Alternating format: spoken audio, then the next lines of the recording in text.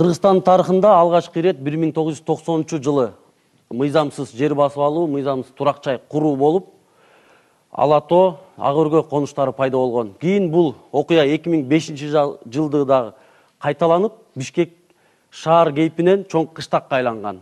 Ошентип отуруп 25 жыл убакыт өтүп, учурда Бишкек шаарында 47 жаңы конуш пайда болду. Алардын ичинде бүгүнкү күндө 6000 үй мыйзамсыз курулган, тиешелүү документтери жок. Муну менен катар эле жер алып саткандар, алдамчылык кылгандар, бир жерди 3 адамга сатып ийген фактылар дагы күндөн күнгө көбөйүп катталып жатат. Бүгүн биз ушул жер маселесине байланышкан жер тилкесин алуудагы мыйзамсыз аракеттер жана жасалма документтер, ошондой эле мыйзамсыз басып алынган жерлерди мыйзамдаштыруу, андагы жашаган элдердин көйгөйүн чечүү жолдорун талкуулайбыз. Саламатсыздарбы? Алгачкы суроо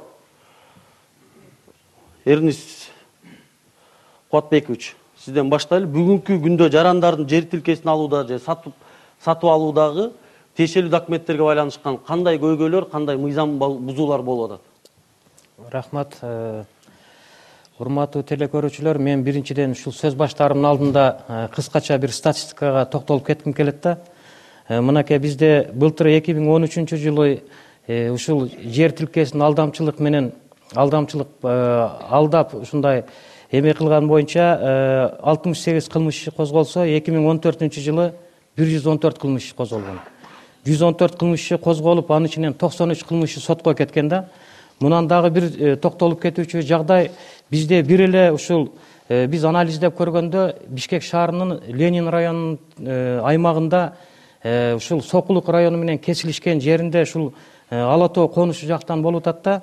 Бизде бир эле мен мисал келтирип кетсем, мынакей былтыры Султанканова Жанна Тураровна деген биздин атуул 34 факты ушул алдамчылык боюнча жер тилкесинин бир эле жер тилкесини 2-3 адамга сатып, ушул боюнча кармалып, бизде тергөө иштери ийгиликтүү аяктап соттук кароого жөнөттүк.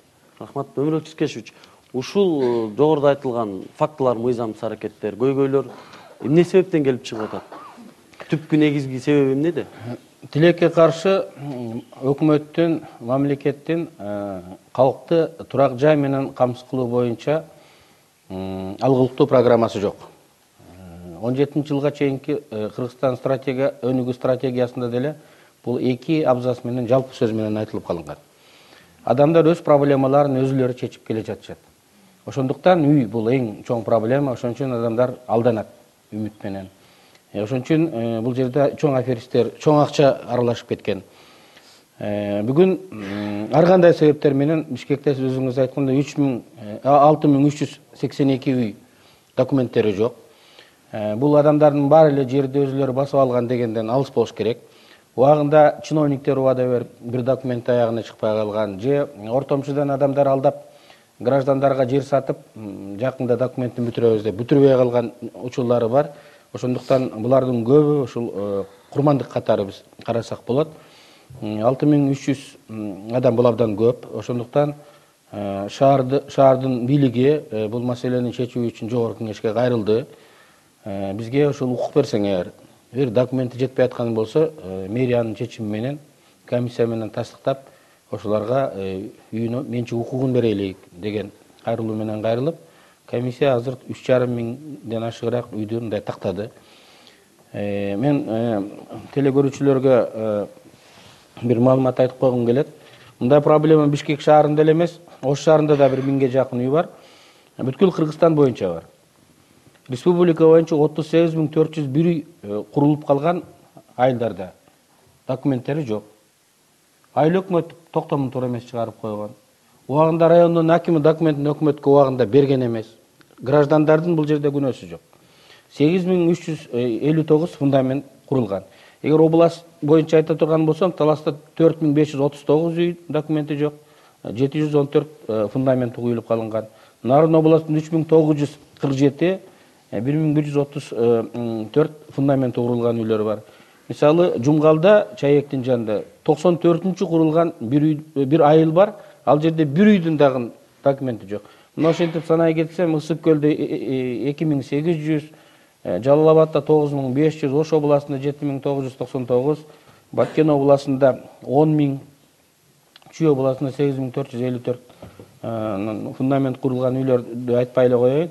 Ошентип жалпы жонунан 46000 үй айыл жерлеринде документи жок болуп турат. Документи жок деген үй эмне? Мына бул жерден сурасаңыздар айтып берем. Бала төрөсө келинди роддомго албайт. Баланы бала бакчага албайт, мектепке албайт, ооруп калса больницага албайт. Эгер бирөө өлүп калса аны көрүстөнгө албайт. Мына рак менен өткөндө тез 2 айылындагылар айтты, бир келин. Мен дейт ошол малия комитетимин дейт, рак менен ооруган адамга обезболивающий, наркотик. Өлгөнчө сайып туруш керек да. Ала албайбыз дейт, пропискаң жок экенде бербейбиз дейт. Кан тоорусу менен ооруп калгандар бул өмүргө коркунуч келген оорулар да. Ал дагы прописка менен дары берет экен, аны дагы мисалы ала албайбыз дейт. Ушуга окшогон абдан көп ыңгайсыздыктарга дуушар болот, алардын укуктары аткарылбайт. Биздин калк мына ушуну сурап келип жатат, ошондуктан ушул мыйзам долбоорун биз жогорку кеңешке киргиздик. Рахмат, Самарбек мырза. Ушул мыйзамсыз басып алынган жерлерди мыйзамдаштыруу боюнча алардын дагы жогоруда Өмүрбек Чиркешев айтып кеткен көйгөйлөрдү чечүү боюнча Бишкек мэриясы эмне иштерди алып барып жатат? Эми биз ушу акыркы 2 жылдан бери ошол маселени чечүү боюнча иштеп келгенбиз. Өмүрбек Чиркешев айтып кеткенде, биз шаардык кеңеш бул биздин полномочиябызга кирбейт. Ошондуктан жогорку кеңешке кайрыла дегенден ошондон кайрылганбыз. Азыр биз сунуштап аткан бул маселе жана айткандай амнистия жарыялап акбараттан баштайлык деп ар бирөөбүздүн жашообузду. Бирок биякта дагы айтып кетчү нерсе бир 2-3 маселелер бар. Бул мамлекеттик деңгээлде, жогорку кеңештин деңгээлинде чечилчү маселелер да. Жана биякта айтып кеткендей, мисалы ТЦ2 боюнча бул уже өкмөт жана жогорку кеңештин чечиминин негизинде керек. Анан сиз бул темага караштуу айтып кетчү нерсе бул биз мыйзамдаштырсак эртең кайра жер басуулуулар көбөйбү же алдамчылар дагы көбөйүп кетеби деген ошол маселе дагы бар. Ошону да биз карап атканбыз. Ошондуктан муну биргеликте чогуу чечиш керек. Рахмат, ушул суроону тактап алалы, Өмүрбек Чиркешевич. Ошол силер сунуштап жаткан мыйзам долбооруна коомдук пикирде дагы баягы карама каршы келген пикирлер бар экен да. Биз мыйзамсыз басып алган жерлерди мыйзамдаштырып берип атабыз. Ошол мыйзамсыз үй салып аткандарга жок дегенде административдик айып салынып, административдик жоопкерчиликке тартылса болмок. Бүгүн мыйзамдаштырып берип койсок, баарына кайыл болуп туруп, эртең мындай фактылардын дагы кайталанышына жол берип койбойбузбу деген пикирлер айтылып атат да, массалык маалыматтар жатат. Өкмөттүн кээ бир министрликтери ушундай негизде бул мыйзамга каршы болуп турат. Бирок ал туура эмес. Биз сунуш кылганда легалдаштырууну гана сунуш кылбастан жоопкерчиликти күчөтүү, өкмөт план иш пландарын түзүп, программасын түзүп, жаңы жерлерге жол салып, арык салып, электричество алып барып, могул жерге үй кургула деп өкмөт мындай жыл сайын 100 000 адам теги эрезге жетип атат. 50 000 үй бүлө түзүлөт да. Жыл сайын жок дегенде 50 000 үй курулгандай бир камын өкмөт көрүш керек да. Анан көрбөй эле бул маселе жок дей турган болсо, көрбөй эле жок дей турган болсо, анда адамдар ушундай жол менен чечет. Биз мына ушундай кошо сунуш кылып атабыз. Мына азыр кээде интернеттен окуп калабыз да. Мынакей айылдан келгендердин баарына Бишкектен жер берген атат. Шаардыктар каршы болгула, булар шаарыбызды булгайт, маданиятын төмөндөтөт. Деп ушундай сөздөрдү айтышат да. Биз бир шаарда туруп 2 сорттогу адамдар болуп калып атабыз. Келгиндер жана тургундар деп. Бир шаарда туруп 2 маданияттын гетто деп коет жанагы. Каралар жашаган геттодой 43 мындай 47 ушул биздин жыл массив болуп калып атат. Андай болбош керек. Бүгүн бизде бюджеттен акча бөлүнгөндө кагаз жүзүндөгү адамдын санына карап бөлүнөт. Эгерде биз конуштарга жерлерин берсек, адамдардын учетун алсак, Бишкекке акча 2 эсе көп бөлүнүш керек. Анткени Бишкекте иш жүзүндө 2 эсе калк көп. Кээ бир мектептерде 3 сменден окуп атышат. 3 сменден окуп атат. Иш жүзүндө Минфин аларга 1 эле сменге акча бөлөт. Анткени ошолор гана мыйзамдуу, Калганын баары мыйзамсыз балдар. Жана маселени тактап айтып берип коесузбу, ушул мыйзам кабыл алынса эртең кайра ушундай мыйзамсыз жер басып алуулар кайталанбайт. Чиновниктер жоопкерчиликтен кутулбайт. Ал эми үй курган адамдарга бул турак жай амнистиясы болот. Анткени алар күнөөлүү эмес деп жана биз өзүңүз айткандай алдамчылардын курмандыгы же чиновниктердин курмандыгы болушкан. Рахмат. Сабыр мырза, толуктап коюңуз. Ушул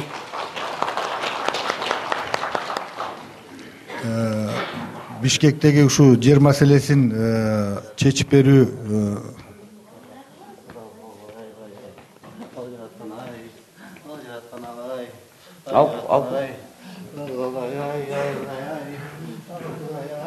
Айта бериңиз, сөз болот. ушул жана турак үйүнө документтерин, кагаздарын бүтүрө албай калган адамдарды биз көбүнчө маселесин чечүү маселесин караганда бийлик башындагылар, министрликтегилер ошолорду мындай баскынчы катары көрсөтүп, анан ошондой эле ошол жана айыл чарба багытындагы жерлерди азайтып дагы бөлүп берүү жөнүндө сөз кылып аткандай кылып мындай чаташтырып айтылып кетип жатып атат.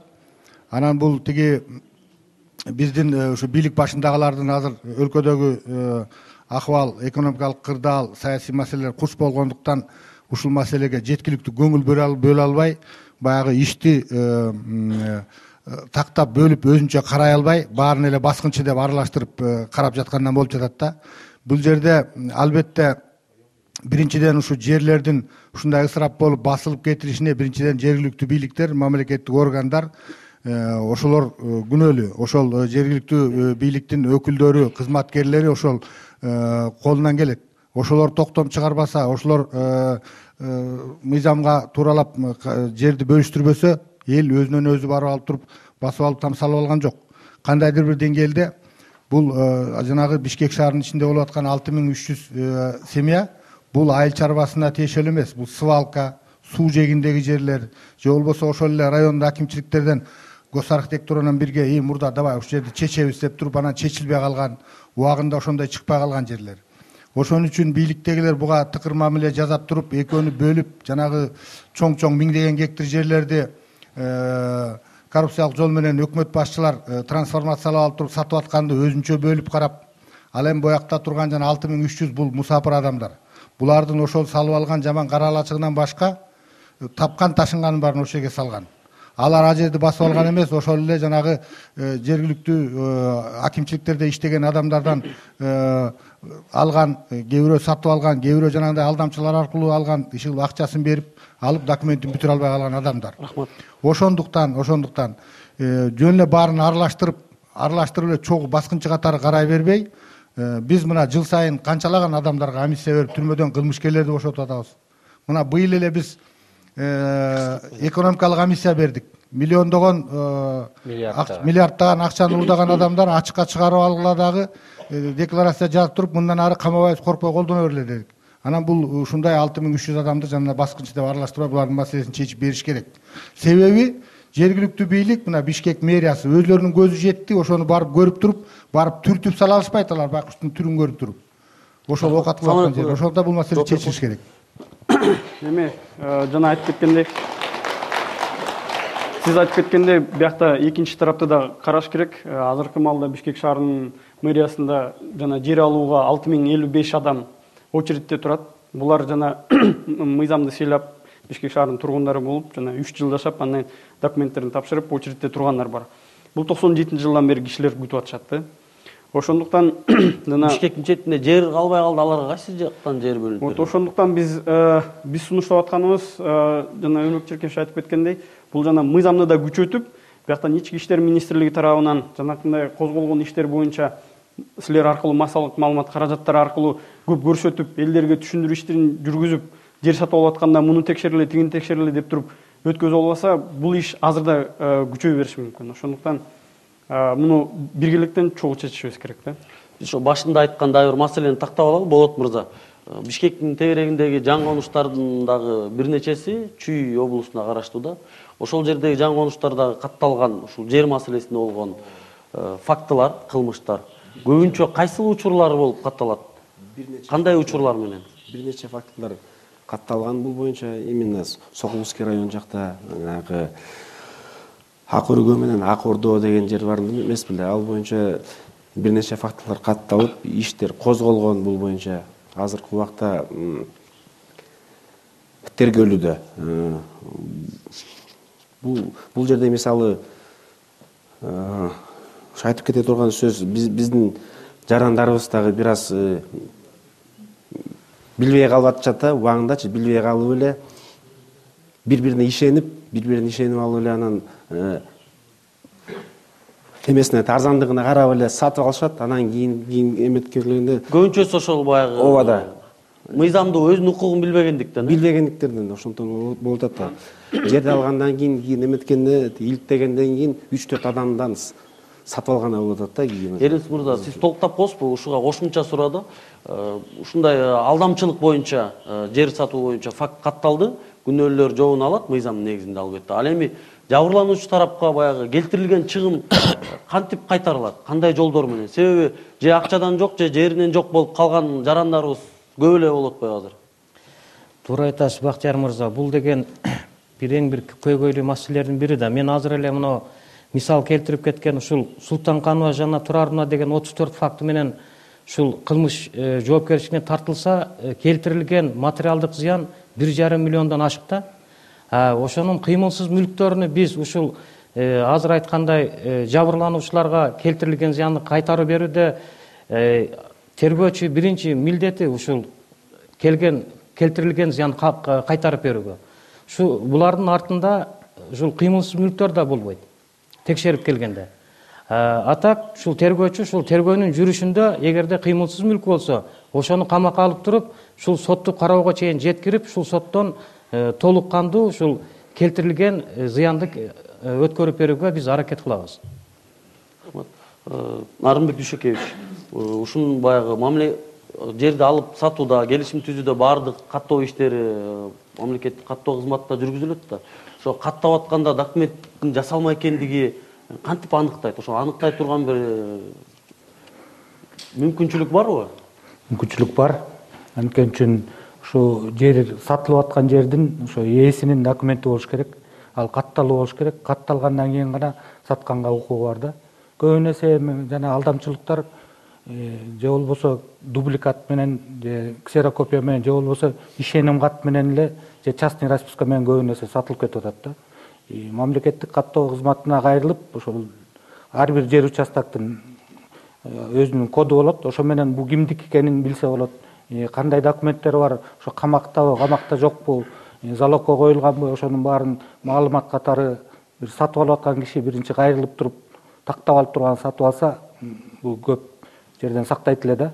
Биздикилер жарандар болсо кебин айтып аткандай арзан экен деп эле акчасын берип, ошо кийин документин оформить этип берем, же болбосо ошо кийин трансформация болгондон кийин аласың документиңди деп эле көп жерден ошентип өзүнөн өзү алданып калып атышат да. Жанатан бери айтылып аткан сөз бул легализация боюнча. Эми мамлекеттик орган катарынын өкүлү катары мен муну колдойбуз деп айтат элем да. Анткени үчүн көп жерден чын эле ал там салган элдердин күнөөсү жок. Ал жерде мына жерлердеги Бишкектикин башкачараак ситуация, жерлердегилердикине айыл өкмөтү чечим да чыгарып берген. Алар баары ошо жашап үй салып жашап атышат. Бирок деген жанагы процедурасы аягына чейин чыкпай калган. Биздин учетто Сугатай деп ойдон жүрөт. А жерде болсо бир миңдеген тамдар турат да. Анан бизге кайрылганда биз ошонун документин бере албай атабыз да. Аягына чейин процедура чыкпай калгандан кийин.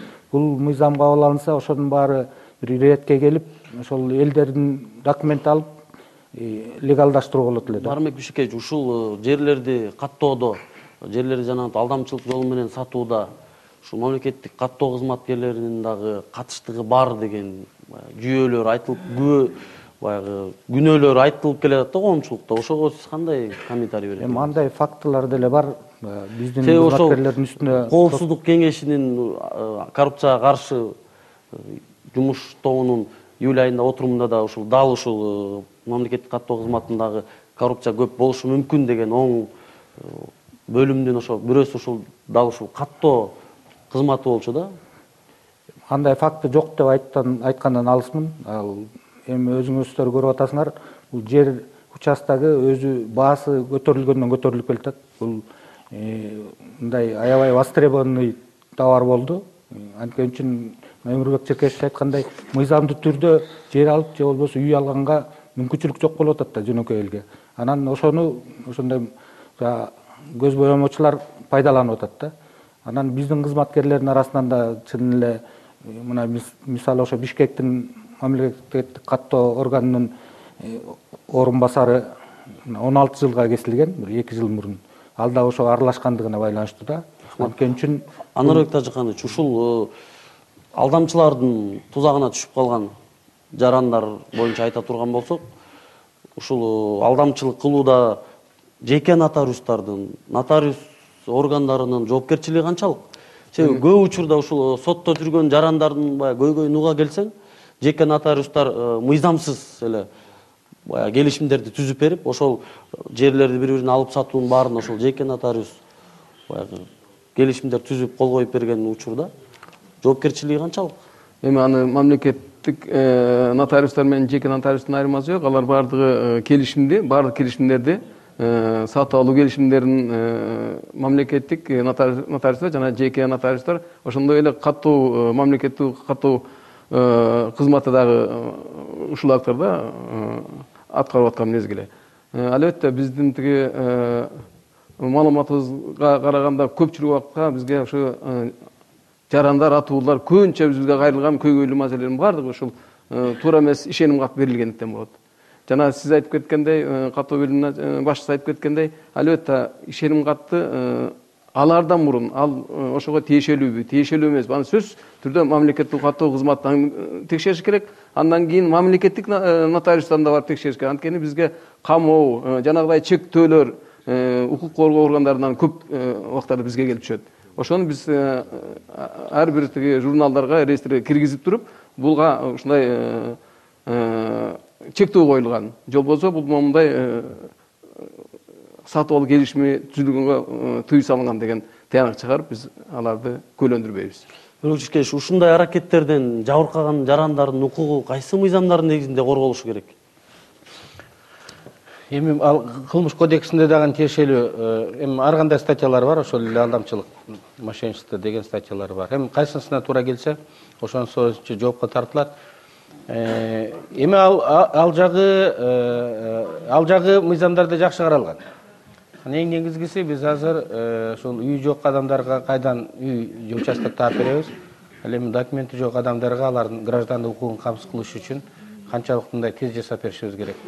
Мына ушул жерде жасап атканда 6000дин бир 3000ине шаар тигилже бул нормативтерге туура келбейт экен. Ошон үчүн бере албайбыз деп айтып отурат. Бүгүн вице-мэр свалкадан 300 метр жакын турган үйлөрдүн баарын талкалайбыз дегенде айтып атат да. Эми кээ бир учурларда балким ошол мыйзамчылар ошол кээ бир нормативтерди дагы союздун убагында бекитилген нормативтерди дагы карап көрүш керек деп эсептейбиз. Кырдаалдан чыгып биринчи кезекте биз ошону жасашыбыз керек. Анан жаңы конуштарга шарт түзүшүбүз керек. Анын үчүн Бишкек шаарынын мэриясында атайын ушул кызмат адамдары ушуга бөлүштүрүп жоопкер болуп дайындалыш керек. Мэрдин орун басары болобу, райондогу акимдердин орун басары болобу. Жаңы конуш деп аталган жерлерде Бишкек шаарынын калкынын жарымы жашайт. И проблеманын баары ошолордо. Ошондуктан биз буга шаар гана эмес, өкмөт дагы бул проблемаларга көңүл бурушубуз керек. Рахмат. Бүгүн ушул студиябызга жаңы конуштардын да тургундары келген. Суроолоруңар болсо, пикирлериңер болсо, кыска. Бактияр, мен сага бир замечание кылып коеюн. Бизде үй куруучулардын кыймылы 1989-жылы апрель айында башталган. Сиз 90-жылы деп койдуңуз. Сиз үстүртөн билет экенсиз. Бул жерде мен отурган кишилердин бир тобуна түшүнбөй турам. Массалык маалымат каражаттарынан алынган маалымат да. Жерлерге да билгиле. Анан Өмүрбек Черкешевич биздин инициативаны колдоп аткандыгы үчүн рахмат айтабыз. Анан могу жерде отурган жигиттердин көбү маселе чечпеген кишилерди чакырып коюпсуңар. Кийинкиде министрлерди, керектүү жанагы кол кое турган чиновниктер. Булар просто исполнительдер да. Ошон үчүн мен айтар элем. Сурооңузду берсеңиз. Суроомундай. Сиз тескери жака буруп атасыз. Мисалы бүгүнкү күнү 6300 канча үйдү куруп алган кедей дыйкандардын балдарынын маселесин чечүү, ошо нелегалдаштыруу жөнүндө сөз болуп атат. Аны бузуу же болбосо аны соттоо. Эгер мошенниктерди кармабасаңар барып соттой бергиле. Анын ой ордосу жок эле соттой бергиле. Закон бар. Бул жерде жанагы 6300 кишинин документин бересиңерби, бербейсиңерби ошону айтыш керек. Сурооңуз. Ошон үчүн Өмүрбек Чиркешевич могул жерге дагы бир учурда кийин жана чече турган кишилер чакыралы. Санэпидстанция, Минздрав, транспорт, Газпром уже Россияга өтүп кетти. Бул жерге миллерге кайрылыш керек турган иштер бар. Эме жанагы мусор боюнча бул мусордун убактысы не убакыт бүткөн. Бул маселелер жазалма эле чиновниктердин жасап аткан препятствия. Суроо түшүнүктүү болдубу? Ошон үчүн буга выездной совещание кылып кое туруңуз. Сиз элдин пикирин тескери жакка бул узун 10 жылдык маселе. Сурооңузду кыска кимге берип атасыз сурооңузду? Өмүрбек Чиркешев. Так бериңиз сурооңузду. Сиз мишарат этпеңиз. Ошон үчүн бул маселе. Өмүрбек Чиркешев жооп бере бересизби? Дагы бир жолу. Кайрылыңыз, ана могу залдагы балдардын айта турган сөздөрү бар. Рахмат байке, рахмат. Түшүнүктүү болду. Башка суроолор бар? Мыйзам долбоору даяр, коомдук угуудан өттү, региондорго барып талкуулап келдик. Эки комитет каралып, бирөөсү колдоду, экинчиси тилекке каршы колдогон жок. Сиздерде барып катышкансыздар. Мен ойлойм, жогорку кеңештин депутаттары бул мыйзамды колдоп беришет. Бир-эки гана министрлик туура эмес пикир айтып атат. Бул улуттук коопсуздук кызматы, дагы ушул кызматтар бир аз туура эмес пикирди айтып атат. Мен ойлойм, элдин пикирин уккандан кийин алар дагы өз позициясын өзгөртөт. Жакынкы ушул бир айдын ичинде бул мыйзамды биз жогорку кеңештин кароосуна алып чыгабыз. Бул жерде уйгурчулардын өкүлдөрүнүн ушундай ачууланып маселени кабыргасынан кое туруп атканы өтө негиздүү. Эми үчүн дегенде биздин бийлик карапайым элине туура көзгө караш менен карай турган мезгил келип жетти. Өзүңүздөр көрүп атасыңар, свалканын жамындагы кара лачыктарды ошонун бир кагаз барак жазап бергенге жарабайт дагы. Акча алуулар болсо, керек болсо Бишкектин центринен парктарды бөлүп алып туруп, тамды салып алып туруп, сотко барып туруп булардыкы туура деп чечим чыгарып алып атат. Ошон үчүн биздин карапайым калкка өкмөт оң жүзү менен бурулушу керек дагы. Бул ушундай начар акыбалда жашап аткан Бишкектин ичиндеги үйүн салып алып документин ала албай аткан жана 6380 үй бүлөнүн маселеси тездик менен чечилиш керек. Муну башка жанагы ошо колдоп аткан комитет менен жана министрликтолорго биздин уйгурчулар коомдук саясий биримдиги дагы расмий кайрылып, керек болсо петиция менен ошол жака барабыз. Рахмат Сабырбек мырза, сиз жооп берип коесузбу? Ушул жогоруда Сабырбек мырза айтып кеткендей, Бишкек шаарынын ичинде дагы акыркы учурда курулуш аябагандай күчөп, мыйзамсыз жер алып алган фактылар да бар. Ошол эле жогоруда айтылгандай парк, жада калса жана балдар ойночу жайлардан бери курулуш иштери жүрүп жатат да. Бул боюнча саламатсыздарбы? Мыйзамдуулук же мыйзамсыз жөнүндө сөз болуп аткандан мен ушу коомдук мамлекеттик курулуш, капиталдык курулуш башкарма башчысы. Ошон көйгөйүндө айтып кете турган сөз, кыргызда сөз бар. Орду жашырсаң өлүм ашкерлейт деген. Мына канча жылдардан бери жан коңуштар уже отуруп туракташып калган. Бирок ошолордун свети, суусу, жолдору дале оңолбой атат.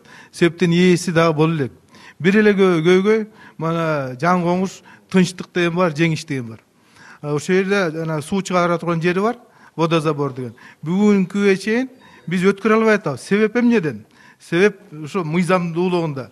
Жана санитарный эпидемиологик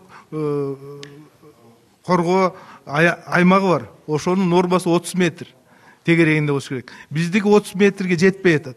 Баардыгы 16 метр, 15 метр, 22 метр. Андан кийин биз ээсин өткөрүп алып атабыз. Ар бир жарым бир айдан сайын эле скважинасы мотор күйүп кетти, мунсу болуп кетти, тигинси болуп кетти. Суу түтүктөрү жарылып калды. Себептен ээси жок. эл болсо өз аракети менен болобу же бизди кошобу эптеп септеп ошо иш бүтүп атат. Ошо мыйзамдарды чыгарыш керек да. Эгерде моундай коңуштар отуруп калса, ошо жерде жайгашкан элдердин баардыгын кызыл китептери бар экен. Аны бузуш болбойт экен. Норма боюнча өтпөйт экен. Анда эмне кылыш керек? Муну жан коңуш тынчтыкты айтайлык, жеңишти айтайлык. Анда мурасордон айтайлык. А жерде да скважина салыш керек. А жерде да үйлөр отурат. Мына ошондон баштасак, анан жогорку кеңеште эл да колдоп берсе ошо жерди. Башкаларга берсеңиз байке, микрофонду башкаларга берсеңиз. Башка сиз сурооңузду бербедиңизби? Сизге сөз бердим. Бул кишиге баары суроо берип жетишин, сурооңузду берип койсоңуз. Микрофонду башкаларга берсеңиз. Рахмат.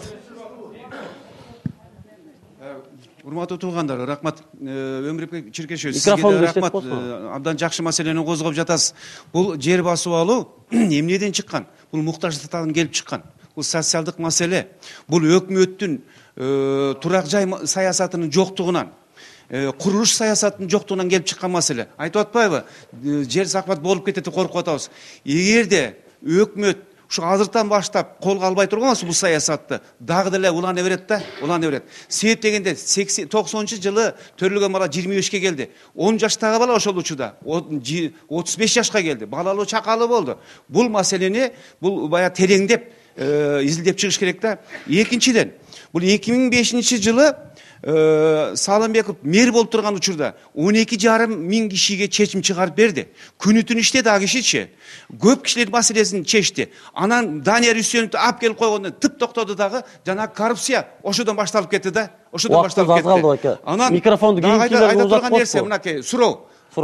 Теге Самарбек саган айтып атпайсыңбы? Эки суроо бар саганчы. Биринчиси жаңы эле айтып кеттиң. 6,000 киши очередте турат. 6,000 киши очередке турса аны каяктан бересиңер 6,000 кишиге? Жер жок болсо, таптакыр жер жок. Ал болсо убактылуу алдык алардычы. Сурооңуз түшүнүктүү болду байке, рахмат. Экинчи суроо Самарбек. Кыскача, бизде убактыбыз 5 минут убактыбыз калды байке. Сурооңузду кыска так берсеңиз. Сиз жолтоп атасыз. Экинчи суроо. Өткөндө айттың да, ар бир участоктон баягы жер жанагы законсуз басып алган ар бир участок 2,000ден 5,000 долларга чейин өкмөткө төлөсө закондуу кылып чыгарып беребиз дедиңер. А эгерде акча төлөнбөсө, ал жер законсуз болуп, эч ким закон чечим чыгарбайт. Акча төлөнсө, жооп берип койсоңуз. Туура. Эми биринчи сурооңузга мен айтып кеткен бул мыйзамды сыйлап микрофон очередте туруп жер алам деген кишилер, аларга азыркы маалда жер бере албайбыз. Коомчулукта бул азыр маселе ой жүрүп атат, ошону токтотуу боюнча. Экинчи сурооңузга болсо, бардыгыбыз айта билебиз, Кыргыз Республикасында ар бир атул бир жолу бекер алууга жер алганга укугу бар. Бирок өзүңөрдүн араңарда бар, 2 же 3 жерди алып коюп, анан квартирага берип койгондор бар. Ошондуктан биз ошондой сунушубузду жакшылап карасаң, окуп көрсөңүздөр, эгерде салып алган атул Кыргыз Республикасынан бир да жер албаган болсо, ага бекер бериш керек. А эгерде өзү көп кабаттуу үйдө жашап, анан дагы бир 2-3 жерде квартира салып коюп берип аткандар, алар сөзсүз түрдө компенсация төлөш керек. Рахмат, азыр бизде бир телефондук чалуу бар экен, суроону алып алалычы. Саламатсызбы, угуп атабыз. Саламатсыздар. Менин суроом мындай. Могу органдарда да GDS сыяктуу архитектурадагы менче коррупция бар. Себеби деген жанагы поликлиника салына турган жерлер, дом быт салына турган жерлер, мисалы жана Көкжарда, ошолордун баары колдон колго өтүп сатылып кетип атат. А оорулар бара турган жер жок. Дом быт ал жерде жок. Ошондой менин суроом. Ошого Салымбеков жанагы Болотбеков жооп берип койсо. Рахмат. Эми кыскача жооп берсеңиз. Мындай көйгөй ар бир жаңы конушта бар. Убагында 2005-жылы же мыйзамсыз жер басылып алган, жанагындай коомчулуктуу объект салынгандарга. Же болбосо райондук администрация тарабынан документ берилип кеткен. Эми бул боюнча азыркы маалда архитектурадан толук инвентаризация жүргүзүп атат, схеманы. Ошондо расчет кылып, кайсыл жерге садик салыш керек болсо, жол түшүш керек болсо, аларды биз бошотобуз деп ошо максатты коюп атабыз. Рахмат, бизде студиябызда мүмкүнчүлүгү чектелген адамдардын да өкүлү бар. Сөз берип алалы кыскача. Аселайым, мүмкүнчүлүгү чектелген адамдарда кандай мүмкүнчүлүктөр бар? Үй алуу же жер алуу, жер салуу, үй салуу боюнча турак жай куруу. Бүгүнкү темага ушу мүмкүнчүлүгү чектелген адамдарды четке калтырбастан кошуп кеткениңерге чоң рахмат. Тилекке каршы бул бизде бир гана мыйзам бар. ден соолугун жана мүмкүнчүлүгү чектелген адамдардын укуктары жана кепилдиктери. Бирок тилекке каршы бул мыйзамда эч кандай жеңилдиктер көрсөтүлгөн эмес, камтылган да эмес. Ошо жер алуу боюнча дагы, турак жай маселелери боюнча дагы эч кандай жеңилдиктер көрсөтүлгөн эмес. Жалпы жарандарга кандай укук берилсе, мүмкүнчүлүгү чектелген адамдарга ошондой эле берилген, кепилдиктер берилген. Мындай көйгөй силерде да бар. Бул көйгөй чечүү боюнча мамлекеттик кайсы органдарга кайрылдыңар буга чейин? Бул эми биринчиден бул мүмкүнчүлүгү чектелген адамдардын эч кандай маалыматы болбогондуктан каяка кайрылып, кандай кылып жер алган, бул мүмкүнчүлүгү чектелген баласы бар үй бүлөгө да тиешелүү нерсе болуп атат да. Себеби дегенде аларда эч кандай маалымат жок. Эң биринчиден кайсы жака кайрылып, кантип туура жер алышты, кандай жана турак жайлар, муниципалдыктар салынып атабы, эч кандай маалыматы жоктугунан. Рахмат. Бейшебек мырза, жалпы студияда отургандардын атынан бир сурооңузду дагы, пикириңизди кошуп. Рахмат айталык ушу уйгурчулардын атынан. Уйгурчулардын проблемасын көтөрүп атканыңыз үчүн. Өзүңүз билесиз, баарыбыз бир мамлекетте жашайбыз, бир эле конституция иштейт. Бирок эки башка мыйзам кабыл алынып атат да. Мына карапайым элдин үйүн тиги таштандын үстүнө салып, эптеп, кепетам салып алса, аны түрктүрүп атат дагы. Бул Ататүрк парктагыны мыйзамдаштырып атат да. Мына ушунда эл экиге бөлүнүп атат да, байлар, кедейлер деп. Ошон үчүн өмүрөктөрчө өзүңүз жардам берип, ушу карапайым элдин маселесин чечип берип койсоңуз. Ушул мыйзамдаштыргандан тышкары дагы бизде паспорт деген, прописка деген проблема бар, суу, свет, жол деген проблемалар бар, жумушсуздук, жакырчык деген проблемалар бар. Ошолордун баарын өзүңүз колуңузга алып бир карабасаңыз, биз 5 жылдан бери бизди эч ким карабай калды. Токолдун балдарындай болуп калды. Өмүр Тиркеевич, ушул мыйзамсыз жерлерди мыйзамдаштыргандан кийин жогоруда айтылып кеткендей, бала бакча маселеси, оорукана, балдардын документтери, мектепке орноштуруу, ошол маселенин баары эле ошол мыйзам долбоорунун негизинде эле чечилеби? Жок, бул граждандарга үйгө укугун берет, прописка укугун берет. Ал эми калган маселелер өз жолу менен чечилет. Мен оюмча, мына мэриядагы мындай жакшы иш кылбай атат. Мэр бул абдан чоң саясий кызматтагы адам, ал өкмөт башчысы менен да, президент менен да мындай түз кирип маселени кое алат да. Мына Бишкек шаары менен Сокулуктун ортосундагы чек ара так эмес. Ким шаарга карайт, ким айылга карайт белгисиз. Ошонун чек арасын 4 жыл мурун айтканбызбыз, шаардын чек арасын тактагыла деп. Ал тактала элек. Бирок мына азыр айтып өттү, Ататүрк паркында байлар уйгуруп алган, ошонун чек арасын өзгөртүп, уйгурлуган жерлерди мыйзамдуу деп туруп, жаңы чек ара түзгөнгө бүгүнкү мэр өзү ушул киришип атат. Анткени бул мэрге тиешелүү, мэр Кулматовго тиешелүү. Ал жерде 3 участок бар экен. Ошентип байлардын колунда бар адамдардын хан сарайларын биз мыйзамдаштырып, карапайым адамдардыкын мындай четке түрткөнүбүз бул туура эмес. Мэрия өкүлдөрү жооп берип койсоңор, ушул Өмүрбек Тиркеевич айткан маселе боюнча жакында эле бир 10 күн мурда иш каралган. Силер Бишкек мэриясы Чүй облусу менен анклавдык жерлерди алмашуу боюнча даяр экениңерди билдиргенсиңер да. Ушул иштерге кыскача жооп берип коесуз, биз 5 мүнөттүк убактыбыз калат. Эми ошол эки тараптын келишиминин негизинде Бишкек шаары 970 гектарды кабыл алган таттагы, Чүй облусуна 470 гектар өткөрүп берген тат. Бул жана анклав болуп чектешкен границалар боюнча, бизге өткөрүп берүү боюнча. Экинчи жана айтылып кеткен Ататүрк паркы боюнча айтып кетет элем, бул аяктагы жер тилкелердин баардыгы 2005 жылга чейин берилген. Бишкек шаарынын мэриясынын токтомунун негизинде. Анан мэриянын азыркы максаты ошол эле Ататүрк паркын дагы кесип кыскартпаш үчүн бөгөт коюу боюнча ошону бекитип туруп, кызыл китебин чыгарып сактап калуу максат болуп атат. Анткени мурдакы границасы такталбагандан үчүн убагында кесип кете беришкен. Чүй облусу менен Бишкек шаарынын жерлерин алмаштырганда кайсы маселелерди чечсе болот? Андан эмне өзгөрөт? Эми биринчиден ошо жана Чүй облусунда жашап аткан тургундардын баардыгы бул Бишкектен инфраструктуранын баардыгын алышат. Суун алат, светти алат. Анан баягы кыйынчылык болгондо биздикилер Бишкектеги Сокулукту өчүрүп коюп атат. Ошондой маселе болбош үчүн жана жер документтерин мыйзамдаштыруу боюнча дагы маселелер бар. Ошонун бардыгы чечилет. Бүгүн урматтуу уйгурчулар, бүгүн мына берүү аяктап баратат деп атат. Биринчиден ушул ой ордонун ушундай маселени көтөргөн коллективине мен уйгурчулардын атынан ыраазычылык билдирем. Бул биринчи. Экинчиден бүгүн жакшы кептер козголду. Мына биздин уйгурчулар дагы анан мэриянын кызматкерлери дагы бир жакшы маселени көтөрүп кетти. Болуп туруп 6380 кишинин маселеси чечилди, бирок кезекте тургандардыкы эмне кылабыз, жер жок деп. Туура жер жок. Ошон үчүн жана Өмүрбек Чиркешев туура айтты. Мамлекеттик программа түзүп туруп, жер жок болсо өйдө карай салыш керек. Туура карай эмес, шаарды кеңейтпей. Этаж үйлөрдү салыш керек, ипотеканы өркүндөтүш керек. Жыйынтык рахмат. Сурооңорду кыска бергиле, 3 мүнөт убактыбыз калды. Саламатсыздарбы? Азыр бири-бириңерди сыйлап койгула чыгып турабыз. Тез-2 конуш боюнча айткым келет да, бул тез-2 конушуна 2005-жылы Ленин районунан мыйзамдуу түрдө 260 кишиге токтом чыгарылган. Андан кийин кошумча үйлөр салынып отуруп, бүгүнкү күнгө чейин 850 түтүнгө жетти.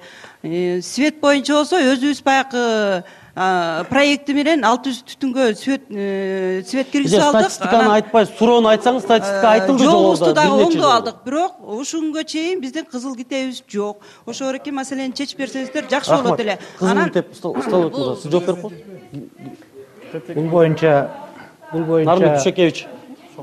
Эже рахмат, сурооңуз түшүнүктүү болду. Азыр биз мамлекеттик каттоо кызматынын өкүлүнөн жообун алып берели. Чын эле мэрия тараптан чечимдер чыккан бул жерлерге. Бирок соттук териштирүүлөр менен ошо ТЭЦ-2-нин улуттук электр тармактары тарабынан сотко берилип, сот менен жокко чыгарткалган. Азыр соттук териштирүүлөр болду. Ошол жерлерде биринчи кызыл китеп чечилип, андан кийин техникалык паспорт берилет да. Техникалык паспорт ал курулган үйгө берилет да. Кызыл китеп деген ошо жердин укугун аныктаган. Кызыл китеп болбоюнча техникалык паспорт берилбейт да. Ооба. Эми үй дагы мыйзамсыз курулган болуп эсептелет да. Ооба. Бул жерде айтып атпайбы, мэрия берген дейт, курган дейт, анан электростанциялар менен тез ошол сотко берип, мэриянын чечимин жокко чыгарып, адамдар күнөөсүз күнөөлүү болуп калды да. Алардын таптакыр бул жерде күнөөсү жок. Же мэрия компенсация алып аларга башка жер берип ошол үйүн тургузуп бериш керек, же биз өкмөт ошол жерди мыйзамдаштырышыбыз керек. Башка жол жок. Биз бүгүн Бишкек четинин чет жакасындагы жаңы конуштардагы жер маселесине, жер тилкесине байланышкан көйгөйлөр туурасында сөз кылдык. Кайрадан эфир аркылуу көрүшкөнчө саламатта калыңыздар.